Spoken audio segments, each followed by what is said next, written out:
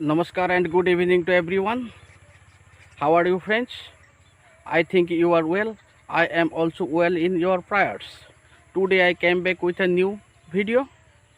Please watch the video till the end and subscribe my channel and press the bell icon to it to get the next videos. This is my first English language video. I hope you will enjoy the video. This is my first English language video. You can ask me why you made this video in English.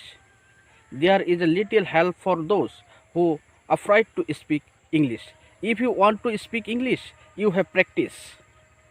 So let's start the video without delay. After a long break, I came into the field.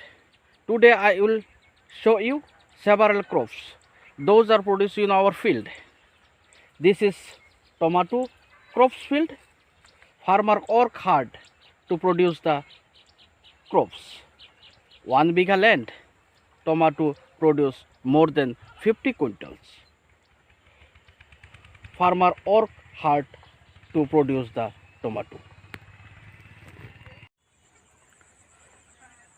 This is our paddy fields. Paddy produce well. Paddy turn into golden color when reaps. Rice is staple food of Assam. This is apricot farms. It has very itchy. I don't touch it because I have allergy. Farmers are working in the fields.